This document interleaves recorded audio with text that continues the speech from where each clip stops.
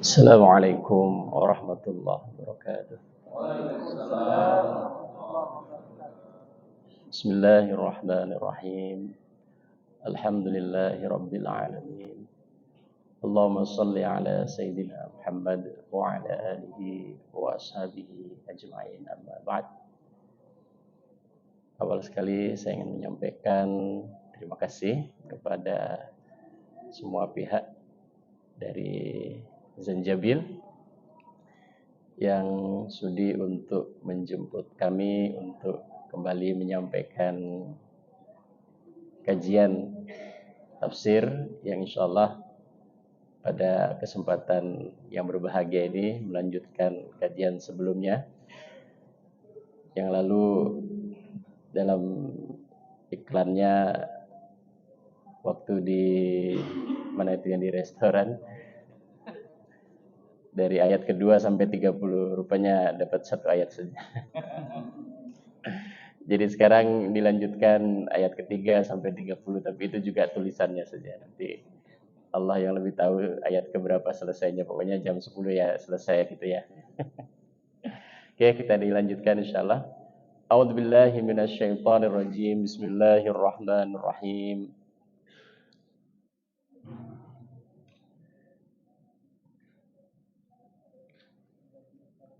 Alladzi khalaqa sab'a samawati tibaqa.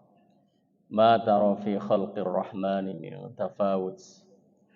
Farji'al basara hal tara min futur. Thumma rji'al basara karratayn yanqalib ilaikal basaru khasi'an wa huwa hasir. Alladzi khalaqa sab'a samawatin tibaqa. Jadi ayat ini isinya adalah ilmu ma'rifatullah. Di Jombang ada pesantren ma'rifat billah. Tapi isinya kesaktian. Jadi kalau mau jaduk iklannya itu dibesar itu kebal, pukul tidak terluka, dibacok tidak terluka, namanya pesantren ma'rifat. Tapi sebetulnya bukan itu maksud ma'rifat. Ma'rifat itu dari kata bahasa Arab, arafa ya'rifu ma'rifat. Artinya mengetahui atau mengenali. Jadi di sini Allah memperkenalkan dirinya. Allah itu siapa? Allah adalah alladzi khalaqa sab'a samawatin tibaqa. Jadi kalau kita ini ingin naik level ke level orang arif, orang yang ma'rifat, orang yang mengenali Allah, diantaranya kita perlu untuk faham ayat ini. Karena Allah sendiri yang memperkenalkan, bukan orang lain. Allah sendiri yang memperkenalkan Allah itu siapa. Allah adalah alladzi, yaitu Tuhan, khalaqa yang telah menciptakan sab'a samawatin, 7 lapis langit, tibaqan, tingkatan-tingkatan. Jadi ada 7 tingkatan langit. Ini hakikatnya tentu Allah yang tahu. Apakah 7 tingkatan itu seperti apartemen, jadi ada space-nya antara lantai 1, lantai 2, lantai 3, lantai 4, lantai 5, lantai 6, lantai 7, dan di antara setiap tingkatan itu ada space-nya, ataukah 7 tingkatan itu seperti kue lapis, jadi menempel. Ini tentu hakikatnya hanya Allah Subhanahu wa ta'ala yang tahu. Yang jelas kita beriman bahwa langit itu ada 7 lapis, ada 7 tingkatan. Ma tara fi khalqir rahmani min tafawut. Ma tara, kamu tidak akan pernah melihat. Min khalqir rahmani, dari semua yang diciptakan oleh Allah, min tafawut, sedikit pun kekurangan atau kecacatan.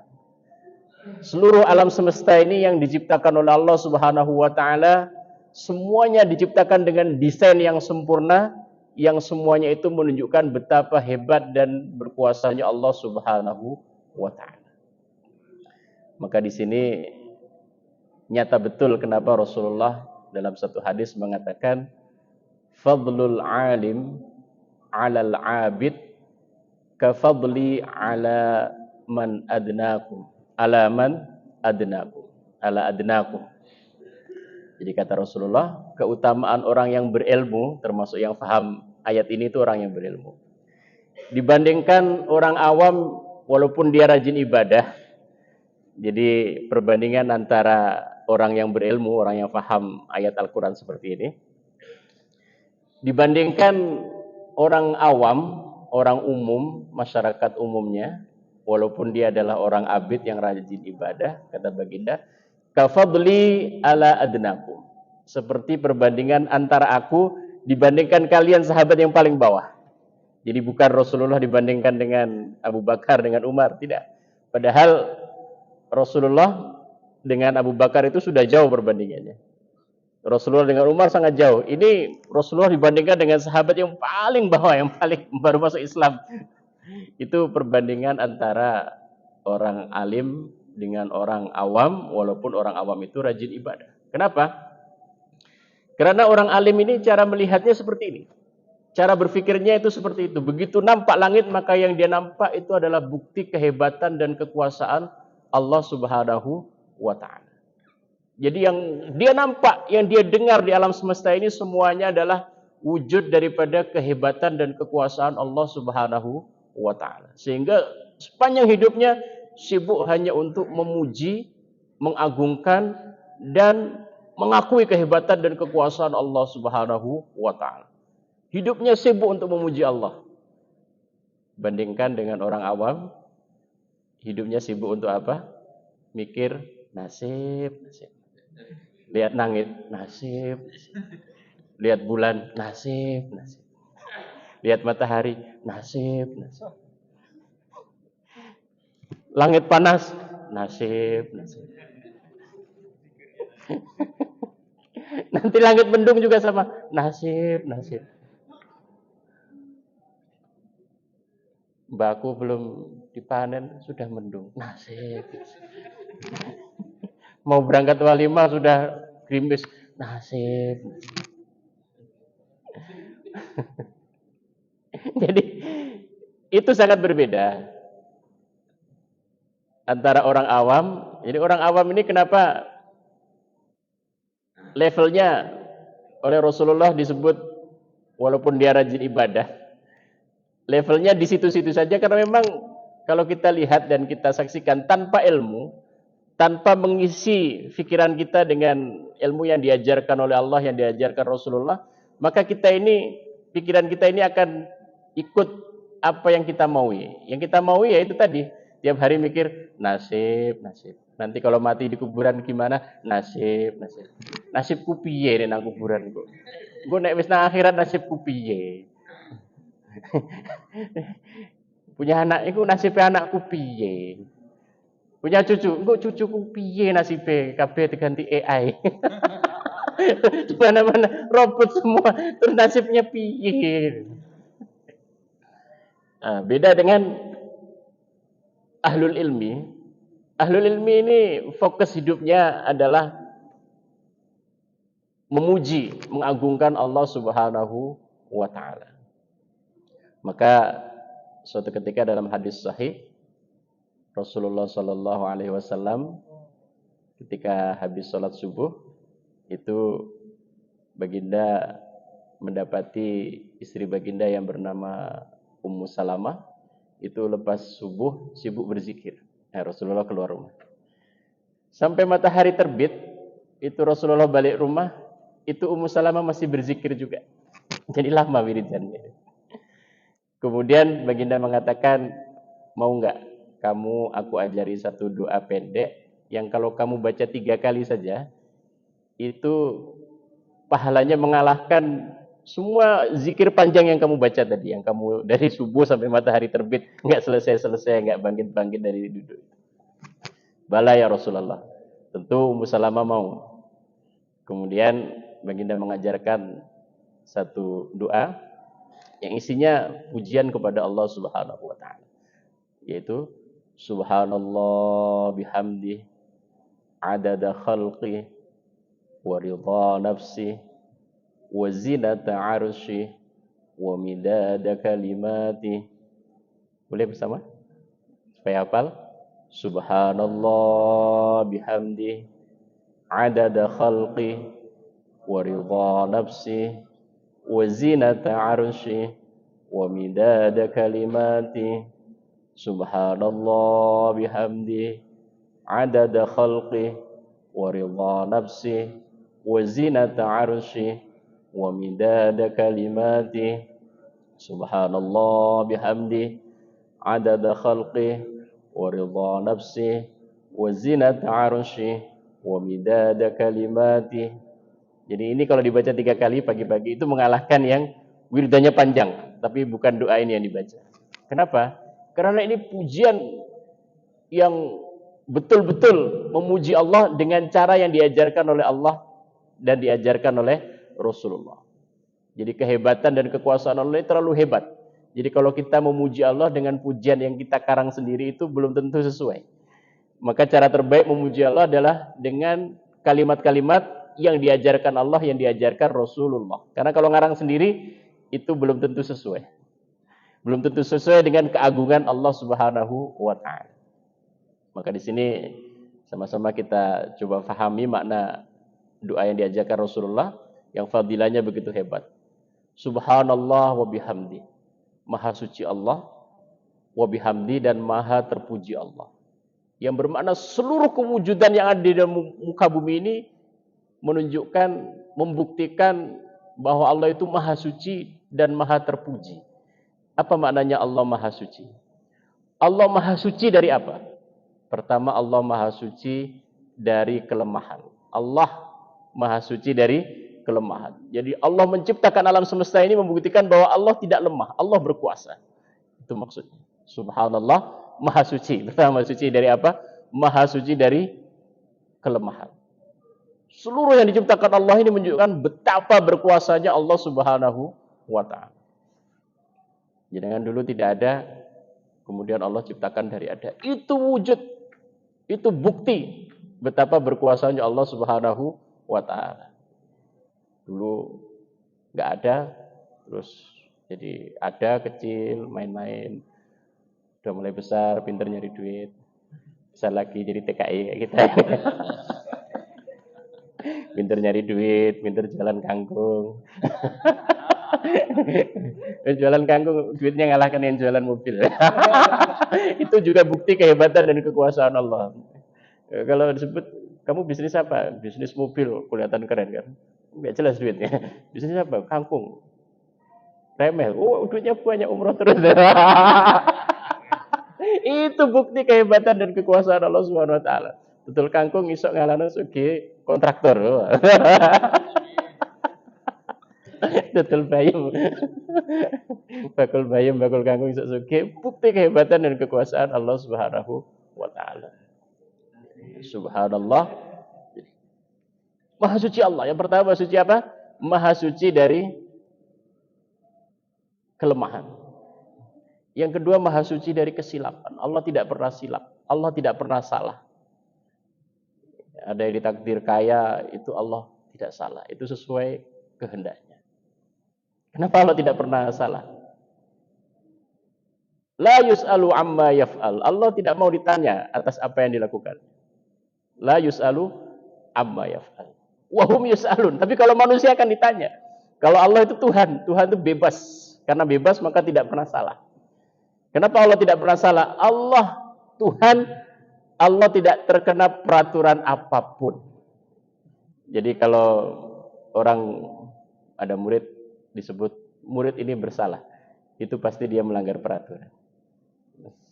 Wajib masuk kelas jam 7.30. Dia masuk jam 9. Disebut salah. Kenapa? Dia melanggar peraturan. Ada suami nggak ngasih duit istrinya, itu pasti salah. Kenapa? Karena melanggar peraturan. Alhamdulillah di sini nggak ada yang merasa ini sudah tuntas semua kewajibannya. Orang di Brunei punya duit semua. Kalau di kampung ceramah gini banyak yang ketawa-ketawa merasa semua. Jadi kenapa Allah tidak pernah salah? Karena Allah tidak terkena peraturan apapun. Allah tidak pernah salah. Jadi kalau ada orang menyalahkan Allah berarti dia tidak paham. Allah itu tidak pernah salah. Kenapa tidak pernah salah? Ya fa'alullahu ma yasha. Allah bebas melakukan apa saja, dia Tuhan, bebas. Yatanazzalul amru bainahunna lita'lamu annallaha ala kulli syai'in qadir. Semua yang terjadi di muka bumi ini, di bawah langit, di atas bumi, semuanya hanya menunjukkan bahwa Allah Maha Kuasa atas segala sesuatu dan tidak ada yang bisa mengatur Allah. Bebas. Ada ya tadi contohnya jualan kangkung ditakdir suki-suki. Jualan kangkung kok lebih kaya dari dokter itu kan aneh. Ya Allah bebas, bebas. Bebas. Ada 5 bersaudara, yang 4 kaya, yang 1 miskin, bebas, tidak salah Allah. Jadi kalau ada orang menyalahkan Allah karena tidak paham. Jadi ada yang mengatakan Allah ini tidak adil, kenapa dia kaya aku miskin, kenapa dia sehat aku sakit, kenapa dia istrinya cantik aku istrinya jelek gitu. Itu karena tidak paham. Allah itu maha adil. Apa maksudnya adil? Adil itu maksudnya adalah melakukan sesuatu sebagaimana mestinya. Karena Allah tidak pernah melanggar apapun peraturan, maka Allah selalu adil. Yang disebut tidak adil itu karena melanggar, tidak adil. Jadi kalau kita sebagai manusia diwajibkan sholat, kemudian kita tidak sholat, itu berarti kita tidak adil karena melanggar. Kalau Allah bebas. Seperti jenengan mau bikin rumah, jenengan yang punya. Itu tanah jenengan yang punya duit, jenengan yang ngatur tukang, jenengan yang ngatur kontraktor. Rumah mau madep ngidul, mau madep ke selatan, mau madep ke utara, mau madep ke barat. Ini dijadikan WC, ini dijadikan kamar mandi, ini dijadikan ruang tamu, bebas jenengan yang punya. Presiden pun tidak bisa menyalahkan jenengan. Ini kenapa kok jadi ruang tamu ini mestinya WC? Enggak mungkin. Karena jadi yang jadi WC pun tidak bisa protes. Kenapa aku jadi WC? Mestinya aku jadi ruang tamu kan dikasih parfum. Ini kok dikasih aku takdirnya jadi apa didesain jadi WC. Ya tuan rumah bebas dia yang punya. Ya begitulah Allah Subhanahu wa taala, alam semesta ini Allah yang punya. Jadi Allah bebas mendesain, ada yang jadi dokter, ada yang jadi dosen, ada yang jadi penjual, ada yang jadi tukang bangunan, ada yang jadi ini. Semuanya bebas dari Allah, tidak salah. Allah tidak salah. Maha suci Allah. Maha suci dari apa? Maha suci dari kesalahan. Jadi Allah tidak pernah salah.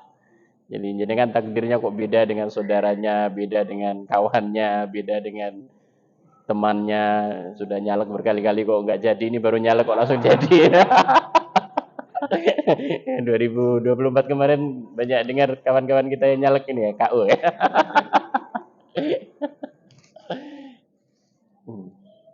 Itu Allah tidak pernah salah. Kenapa Allah tidak pernah salah? Karena Allah tidak terkena peraturan apapun. Yang salah itu adalah ketika orang terkena peraturan kemudian dia melanggar peraturan, itu salah. Tapi kalau Allah yaf'alullahu ma yasha, Allah bebas melakukan apa saja, bebas. Maka semua yang terjadi di muka bumi ini, orang dengan segala macam jalan hidupnya, segala macam perilakunya, segala macam nasibnya, semuanya itu menunjukkan bahwa Allah itu berkuasa mutlak, tidak ada yang ngatur. Bahkan bapak ibu yang punya anak itu pun tidak dapat menentukan nasibnya anaknya. Punya anak 5 itu nasibnya nggak bisa ngatur. Jangankan nasib anaknya, nasibnya sendiri pun nggak bisa ngatur. Nanti mau mati di mana, matinya dengan cara apa, jam berapa, mau mati kecelakaan, apa mau mati rumah sakit, apa mau mati sakit dulu, apa langsung mati. Nggak bisa, nggak bisa. Sudah banyak contohnya, nggak bisa. Dan itu semua menunjukkan bahwa Allah itu maha kuasa. Maka karena begitu berkuasanya Allah Subhanahu wa taala, maka tidak ada ucapan yang layak untuk kita sampaikan kepada Allah kecuali kita ini memuji Allah Subhanahu wa taala. Maka kemudian doa yang diajarkan Rasulullah adalah subhanallah bihamdi. Semua yang terjadi ini menunjukkan bahwa Allah itu maha suci. Maha suci dari kelemahan, maha suci dari kesilapan, termasuk Allah maha suci dari prasangka-prasangka hambanya yang ngawur-ngawur. Kok iso? Kok bisa dia ya? Baru kerja berapa hari kok sudah kaya? Saya kenapa dari dulu kok gini-gini nih? Kayaknya salah ini takdirnya. Allah maha suci juga dari prasangka-prasangka hambanya yang ngawur-ngawur. Allah tidak pernah salah, bebas. Tuhan mah bebas. Tuhan mah bebas. Kita sering mendengar orang kaya mah bebas. Enggak, orang kaya enggak bebas. Waktunya mati. Waktunya sakit. Yang bebas itu hanya Allah Subhanahu wa taala. Saya sering baca komen orang kaya mah bebas. Enggak bebas. Kalau waktunya mati, tunduk dengan ketentuan Allah Subhanahu wa taala. Waktunya dibikin tua, keriput, enggak ada yang bisa nahan. Wa man nu'ammirhu nunakkishu fil khalq. Siapa yang aku panjangkan umurnya, kata Allah, nunakkishu fil khalq. Aku pasti kembalikan dia pada keadaan aslinya. Aslinya lemah, tumbuh menjadi dewasa, semakin kuat, puncaknya turun sampai menjadi semakin lemah. Tidak bisa dibayar dengan harta untuk berhenti. Ya Allah, tulang saya ini mau bayar 1 miliar biar tetap jadi tulang muda, nggak bisa. Orang yang paling kaya di dunia pun tetap tua dan tetap keriput dan tetap tulangnya ya keropos. Keropos. Nah, itu menunjukkan bahwa memang hanya Allah yang berkuasa. Tuhan mah bebas. Jadi bukan orang kaya mah bebas, bukan. Orang kaya udah sakit nih. Orang kaya mah bebas, enggak, orang kaya enggak bebas. Dia orang kaya dipaksa tunduk dengan ketentuan dan kekuasaan Allah Subhanahu wa taala. Sehingga orang kaya pun dipaksa untuk bertasbih, mensucikan Allah dan memuji Allah. Karena yang maha bebas hanya Allah Subhanahu wa taala. Yaf'alullahu ma yasha. Subhanallah wa bihamdi. Itu makna subhanallah wa bihamdi. Maha suci Allah, maha suci dari segala kelemahan. Semua alam semesta ini menunjukkan Allah tidak lemah, bahwa Allah berkuasa. Yang kedua, maha suci dari kesalahan dan kesilapan. Allah tidak pernah salah, Allah tidak pernah silap. Allah selalu benar. Kenapa Allah selalu benar? Karena Allah tidak terkena peraturan apapun. Allah bebas. Yaf'alullahu ma yasha. Yang ketiga, maha suci Allah dari prasangka, dari pemikiran, dari pemahaman hambanya yang ngawur-ngawur. Yang ngawur-ngawur. Pokoknya yang ngawur-ngawur itu maha suci Allah dari semua itu. Jadi, subhanallah wa bihamdi. Maha suci Allah wa bihamdi, dan maha terpuji Allah. Seluruh ciptaannya ini menunjukkan bahwa Allah begitu hebat, Allah begitu berkuasa, Allah begitu kuat. Allah menguasai segalanya, maka yang layak dipuji hanya Allah Subhanahu wa taala. Dokter tidak layak dipuji hakikatnya. Karena dokter sendiri waktunya mati juga. Ada orang sakit, opname 10 hari, bukan malah sehat, malah mati. Nah, itu menunjukkan bahwa memang yang berkuasa hanya Allah Subhanahu wa taala. Yaf'alullahu ma yasha. Kalau dulu belum ada BPJS, banyak orang kate mati yang tadi tunjukin entek kabeh. Masuk rumah sakit dulu, dijual rumahnya dulu, dijual sawahnya, dijual tokonya, habis itu habis semua terus mati. Nah, sekarang alhamdulillah sudah ada BPJS, aman. Aman. Dulu banyak orang habis 60 tahun kerja nabung, sakit 1 tahun habis semua. Itu untuk menunjukkan bahwa hanya Allah yang layak dipuji. Selain Allah itu lemah. Maka alhamdulillah, segala puji hanya bagi Allah. Jadi orang yang ma'rifatullah itu hidupnya sibuk untuk memuji Allah Subhanahu wa ta'ala. Subhanallah wa bihamdi. Adada khalqi. Sebanyak apa pujian untuk Allah? Sebanyak apa tasbih untuk Allah? Adada khalqi.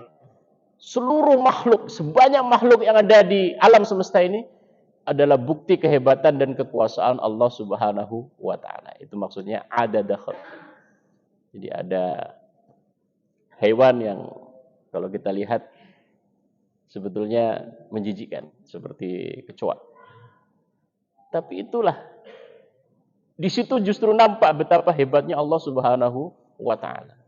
Nah, kalau ikut teori, mestinya makhluk ini Kalau tempatnya bersih, makanannya sehat, ya kan? Dia selesa, dia nyaman, dia akan sehat badannya. Tapi kecoa ini enggak. Semakin kotor, semakin bau, semakin sehat dia. Kalau rumah jenengan bersih, wangi, itu kecoanya pergi. Dia nggak tahan kalau bau wangi itu. Semakin kotor, semakin bau busuk. Itulah tempat yang bagi dia istana dia itu. Nah, hotel five star-nya kecoa itu ya kalau rumah kotor, bau, itu. Maka di situ nampak betapa hebatnya Allah SWT dapat mendesain jenis makhluk yang seperti itu. Kok bisa? Semakin kotor semakin suka. Semakin makanannya nggak sehat, semakin dia gemuk. Kalau makanannya sehat-sehat itu kurus nanti ininya apa? Kecoanya itu. Jadi ada khalqi, seluruh ciptaan Allah Subhanahu wa taala ini adalah bukti kehebatan dan kekuasaan Allah Subhanahu wa taala. Yusabbihu lahu ma fis samawati wal ardh. Seluruh alam semesta ini bertasbih kepada Allah. Apa maknanya seluruh alam semesta ini bertasbih kepada Allah? Terus sampai cari batu dengerin. Oh, enggak denger ini tasbihnya.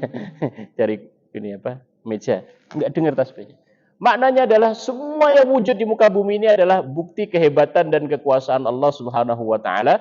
Seluruh alam semesta ini menunjukkan bahwa Allah itu maha suci. Itu yang dimaksud yusabbihu lahu ma fis samawati wa ma fil ardh. Termasuk semua hambanya tunduk dengan ketentuan Allah Subhanahu wa taala. Allah berfirman, wa annahu huwa adhaka wa abka. Wa annahu dan sesungguhnya dia Allah adhaka yang membuat hambanya tertawa. Wa abka dan membuat hambanya menangis. Siapapun dia akan tunduk dengan ketentuan Allah. Yang kaya kadang dibuat tertawa, kadang dibuat menangis. Mungkin yang tidak pernah kaya membayangkan yang kaya itu tersenyum terus. Tanya Om Roro tuh. Cuman kalau nangis enggak di status kan. Kalau pas happy itu status, makan enak status. Pas menetes air matanya itu enggak di status kan. Makanya banyak orang sekarang tertipu dengan sosial media. Ada orang travel ke Amerika, travel ke Eropa, ke Turki. Ya dia waktu bikin status diambil foto sedang senyum dia. Dia sedang nangis di sana, dia sedang pusing, pening, minum Panadol di sana, nggak ada statusnya. Tapi siapapun dia akan tunduk dengan ketentuan Allah wa annahu huwa adhaka wa abka. Allah yang membuat tertawa dan Allah yang membuat menangis. Maka banyak kita dengar, kita saksikan orang kaya-kaya, ya kadang dia tertawa, tetap kadang dia juga akan menangis. Orang miskin-miskin ya, di Indonesia sekarang krismon, katanya krismon. Katanya ekonomi susah. Ke kampung itu orang-orang kampung kalau ketawa kuat-kuat loh. Wah. Sekarang kan kalau di kampung-kampung itu banyak ini ya, kafe-kafe itu yang ada wifi-nya. Ngopi, sangu 5.000 rupiah itu. Ngopi 3.000, nanti 2.000 bawa makan nasi goreng pisang goreng 2.000, 5.000. Modal 5.000 itu ngopi 3 jam. Jadi yang punya warung nggak pernah sepi warungnya, 24 jam buka. Tapi ya nggak kaya-kaya. Yang manusianya nggak ganti-ganti terus. Sepeda motornya ya itu terus. Bukan main 30 sepeda motor, 40 sepeda motor tuh kalau di kampung saya itu. Rame. Teman saya yang jualan. Tapi ekonominya gitu-gitu aja. Gimana mau kaya 5.000 ngopi, bayar wifi-nya aja nggak cukup.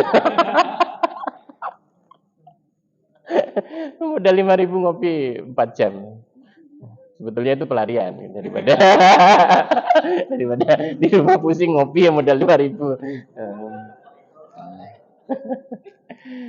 Ya tapi Allah yang mendesain, walaupun dia nampak secara zahir ya nganggur, nggak punya duit, ngopi 5.000 5 jam. Ya Allah mendesain dia bisa tertawa. Ya, ketemu sesama pengangguran kan enak. Tukar nasib. Adu nasib. Wah aku nganggur udah 6 bulan. Enak kamu nganggur 6 bulan. Aku loh sudah 3 tahun santai aja. Ketawa sama-sama. Ya, Allah berkuasa. Wa annahu huwa adhaka wa abka. Wa abka. Jadi nganggur ketemu kawannya sama nganggur itu ketawa bisa. Roro hari ini untung 300 ringgit nangis dia. Wah, cuma 300 ringgit gimana gaji karyawan ini? Untung 300. Yang untung 300 nangis-nangis, yang nganggur bisa ketawa. Bebas Allah. Wa annahu huwa adhaka wa abka. Wa annahu huwa adhaka wa abka. Jadi kalau jenengan dibuat sedih, dibuat nangis itu bukti kehebatan Allah di situ. Jenengan tunduk.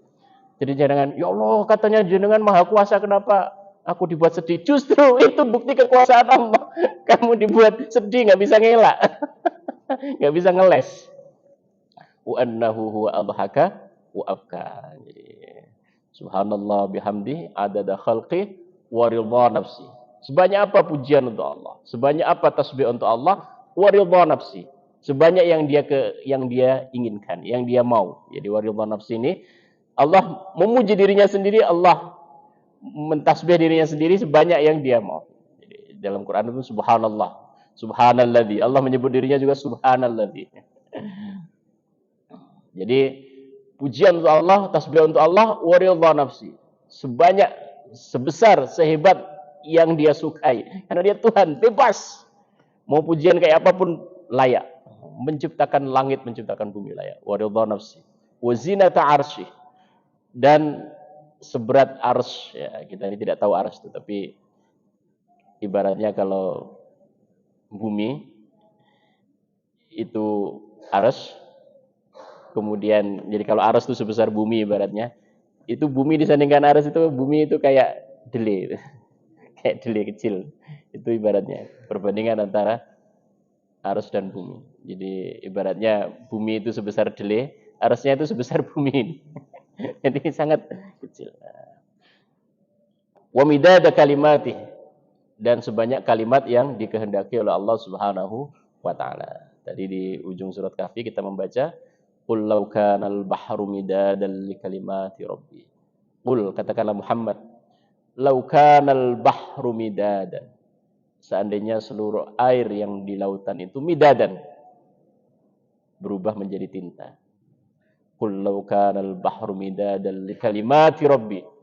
Kemudian seluruh air laut yang sudah berubah menjadi tinta itu dibuat untuk menulis kalimat-kalimat Allah Subhanahu wa taala. La nafidal bahru qabla an tanfada kalimatu rabbi. Maka sampai air laut itu mengering, tidak cukup untuk menulis kalimat Allah Subhanahu wa taala. Walau ji'na bimislihi madada. Walaupun setelah laut itu kering, diisi lagi, kemudian kering lagi, diisi lagi, kering lagi, diisi lagi, itu tidak akan habis kalimat Allah Subhanahu wa taala. Itu maksud dari ayat tadi itu, ujung dari surat Al-Kahfi itu. Maka di sini ujung dari tasbih yang diajarkan Rasulullah, adada khalqi wa ridha nafsi wa zinata arsy wa midada kalimat. Sebanyak kalimat Allah Subhanahu wa taala. Jadi ini yang menjadikan orang berilmu ini levelnya berbeza. Maka dalam ayat yang lain Allah berfirman, innama yakhsyallaha min ibadihil ulama. Yang tahu betul siapa Allah, yang takut betul kepada Allah, yang tahu betul betapa berkuasanya Allah Subhanahu wa taala, betapa berwibawanya Allah Subhanahu wa taala, itu hanya ulama, orang-orang yang berilmu. Karena kalau orang tidak berilmu tadi itu pikirannya yang ada apa? Nasib, nasib. Iki putuku kok piye nasibnya? Iki kok anakku piye nasibnya? Engko nek aku wis tuwek iki piye nasibku? Nasib, nasib. Ya itu orang awam pikirannya. Walaupun rajin ibadah tapi kalau pikirannya cuma nasib, nasib. Itu ya levelnya di abid, itu levelnya level biasa. Nah, beda dengan orang berilmu yang ada dalam pikirannya, dalam hatinya, seluruh alam semesta ini bukti kehebatan dan kekuasaan Allah, maka fokus hati dan pikirannya adalah senantiasa memuji Allah Subhanahu wa taala. Maka kalau kita lihat bacaan salat, tidak ada dari awal sampai akhir yang isinya nasib. Ayo coba kita lihat. Allahu Akbar. Allah maha hebat, maha besar, maha berkuasa, maha segala-galanya itu. Allahu Akbar. Pujian kepada Allah. Kenapa kita menyebut Allahu Akbar? Karena seluruh alam semesta ini bukti kehebatan dan kekuasaan Allah Subhanahu wa taala. Maka kemudian kita memuji Allahu Akbar, Allah Maha Besar. Selain Allah itu kecil. Kenapa selain Allah itu kecil? Karena selain Allah itu tidak dapat mengatur dirinya sendiri. Tidak dapat mengatur dirinya sendiri. Siapa yang paling hebat di dunia ini? Ya, ketika waktunya mati, mati. Sudah banyak contohnya. Kemudian dilanjutkan dengan kabira, alhamdulillahi katsira, subhanallahi bukratan wa asila. Ini semuanya adalah puji-pujian kepada Allah Subhanahu wa taala. Dilanjutkan dengan surah Al-Fatihah.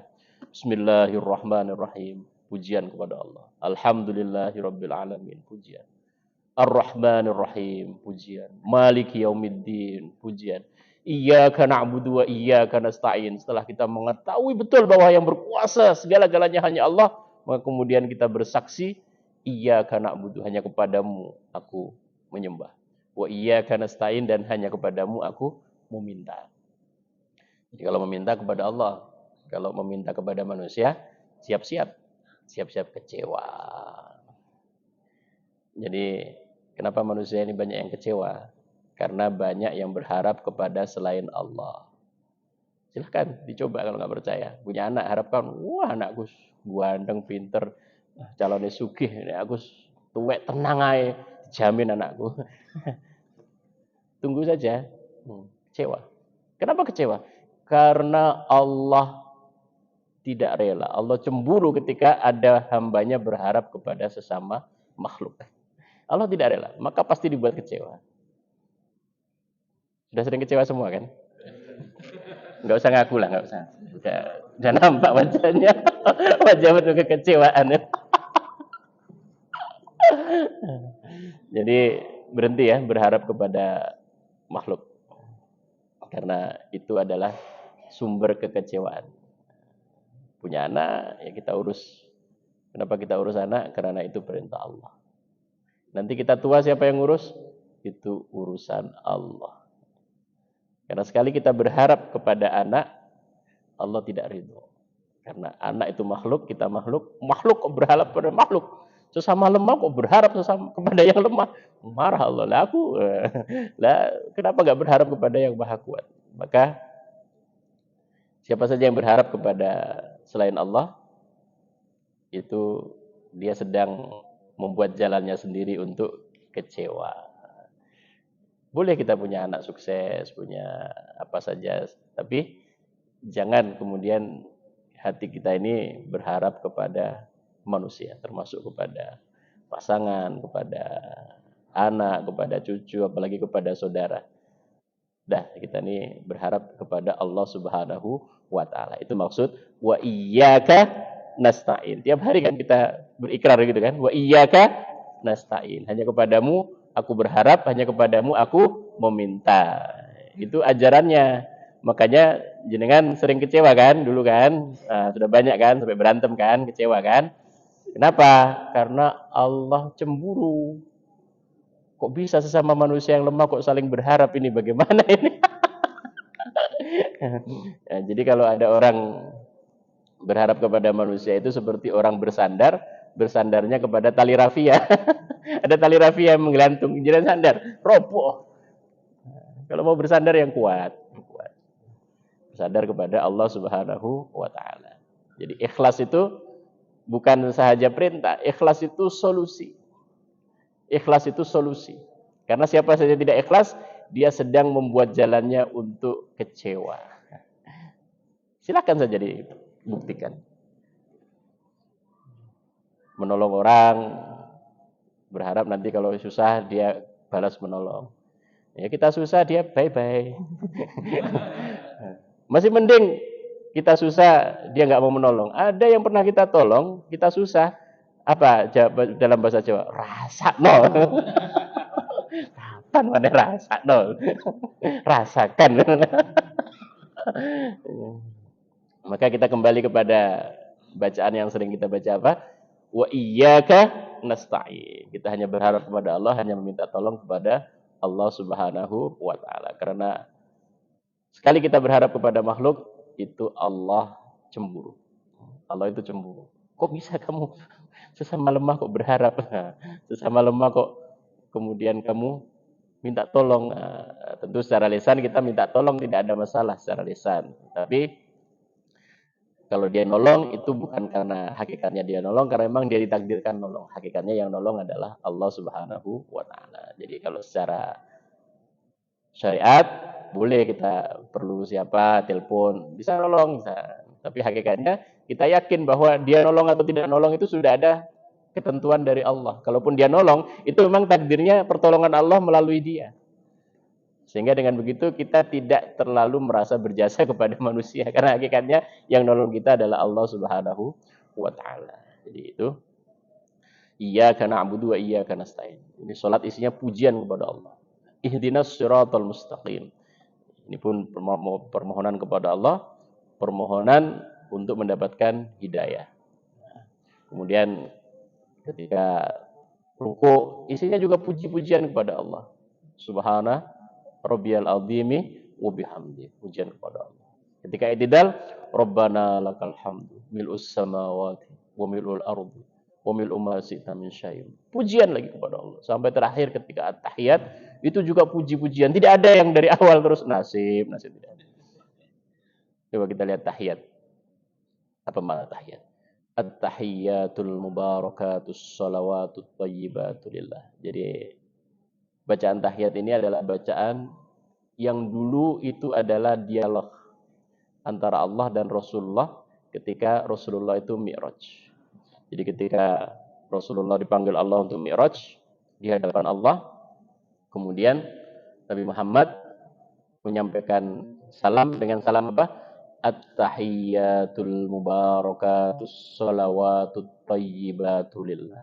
At-tahiyyat, segala penghormatan. Al-mubarakat, segala berkah. As-salawat, segala rahmat. At-tahiyyatul mubarakatus shalawat at-thayyibat, segala kebaikan-kebaikan. Lillah, hanya milik Allah Subhanahu wa taala. At-tahiyyatul mubarakatus shalawatut thayyibatu lillah. Setelah Nabi menyampaikan salam demikian, kemudian Allah menjawab, Assalamu alayka ayyuhan nabiyyu wa rahmatullahi wa barakatuh. Assalamu alayka. Jadi assalamu alayka ini adalah jawaban Allah ketika Nabi menyampaikan salam dengan salam tadi at-tahiyyat. Allah menjawab, Assalamu alayka ayyuhan nabiyyu wa rahmatullahi wa barakatuh. Assalamu alayka. Selamat ke atasmu, ayuhan nabiyyu wahai nabi, wa rahmatullahi dan rahmat Allah, wa barakatuh dan barakah dari Allah. Ketika Nabi mendapatkan salam dari Allah, kamu selamat, ibaratnya.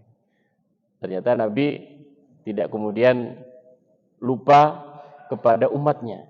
Jadi Nabi tidak mau selamat sendirian, maka kemudian ketika Allah menyampaikan Assalamu alayka ayuhan nabiyyu wa rahmatullahi wa barakatuh, Nabi menjawab Assalamu alayna wa ala ibadillahis shalihin. Assalamu alayna. Jadi yang selamat bukan aku saja ya Allah. Assalamu alayna, tetapi juga untuk kami ini. Wa ala ibadillah, dan seluruh hamba Allah as-shalihin, yang soleh-soleh. As-shalihin. Jadi ada masjid ini disebut as-shalihin karena di situ ada as-shalihin juga dalam tahiyat. Jadi Nabi tidak mau dikasih selamat sendiri. Nabi ingin selamat bersama umatnya. Maka Nabi ketika Allah mengatakan Assalamu alayka kepadamu Muhammad, Nabi Muhammad menjawab, ya jangan aku sendiri ya Allah yang selamat, umatku juga selamat. Maka Nabi menjawab, Assalamu alayna wa ala ibadillahis shalihin. Para malaikat ketika mendengarkan dialog itu, kemudian mereka kagum. Ini betul-betul Nabi, nggak mikir dirinya sendiri. Kalau selamat pun mau selamat dengan umat-umatnya. Maka kemudian para malaikat bersyahadat, Asyhadu an la ilaha illallah wa asyhadu anna Muhammadar Rasulullah. Jadi yang bersyahadat itu malaikat pada waktu itu. Kemudian para malaikat melanjutkan dengan salawat Allahumma salli ala Muhammad wa ala ali Muhammad. Jadi salat dari awal sampai akhir isinya apa? Puji-pujian kepada Allah Subhanahu wa taala, bukan nasib. Makanya setelah sholat itu sepatutnya kita ini lebih tenang karena kita ini sudah pindah ke alam lain yang asalnya mikir dunia. Di situ 5 menit kita ini fokus memuji Allah Subhanahu wa taala. Tapi banyak yang setelah sholat ya ada tambah tenangnya tapi mungkin sedikit ya. Mungkin dalam sholatnya juga fokusnya bukan puji-pujian, lesannya membaca doa sholat, pikirannya hatinya tetap apa? Nasib, nasib. jadi jadi kalau mau salatnya menghasilkan ketenangan, nah ketika salat kita fokus memuji Allah Subhanahu wa taala. Sementara bilang ke hatinya, hati berhenti ya nasib-nasib itu ya. Pikiran berhenti ya nasib-nasib itu ya. Nah, itu jadi puji-pujian kepada Allah Subhanahu wa taala. Alladzi khalaqa sab'a samawatin tibaqa. Ma tara fi khalqir rahmani min tafawut. Min tafawut ini tidak ada yang kurang. Allah mendesain seluruh alam semesta ini dengan begitu sempurna, termasuk jenengan ini ya. Dikasih tangan dua. Saya tanya, kalau dikasih tangan satu, jenengan pilih di mana tempatnya? Tangan dua. Kasih satu lagi, taruh di mana? Bingung kan? Memang harus dua, kalau tiga malah bingung. Kasih mata dua kan? Kasih satu lagi. Enak taruh belakang, Ustaz, nggak perlu spion. Ya, nanti kalau kebentuk langsung sini. Atau pas tidur sakit matanya. Matanya Allah membuat dua. Hidung. Hidung di dunia ini kan cuma lubangnya dua kan bentuknya kayak gitu. Tapi satu dunia nggak ada yang sama. Termasuk apa namanya ibu jari ini jari-jari kalau ingat di apa namanya airport itu kan apa jari kita di scan karena jari ini garisnya satu dunia nggak ada yang sama. Kalau di Quran itu apa? Nusawiyah banana. Kalau aku mau, aku boleh. Jari-jari manusia itu aku buat garisnya sama semua. Tapi aku tidak mau. Karena itu adalah bukti kehebatan dan kekuasaan Allah Subhanahu wa taala. Jadi mungkin ada yang tidak paham kenapa kalau di airport jarinya suruh gini. Ini ngajak main-main apa gimana ini? Itu bukti kehebatan dan kekuasaan Allah Subhanahu wa taala di mana Allah menciptakan seluruh garis di jari manusia ini ada yang disebut dengan sidik jari. Ya, makanya sekarang penjahat-penjahat yang canggih-canggih dia kalau melakukan kejahatan beli ini dulu bungkus tangan itu, supaya nggak ada sidik jarinya, nggak ada sidik jarinya. Karena memang Allah mendesain jari manusia ini semuanya berbeda. Wah itu gimana ngerancangnya sekian miliar manusia itu, gimana ngerancang garisnya itu. Nah, maka itu ma tara fi khalqir rahmani min tafawut. Tidak ada yang cacat, tidak ada yang kurang dalam ciptaan Allah Subhanahu wa taala. Sudah habis. Oke. Oke, sudah habis. Kita lanjutkan insyaallah di lain masa insyaallah. Assalamualaikum warahmatullahi wabarakatuh.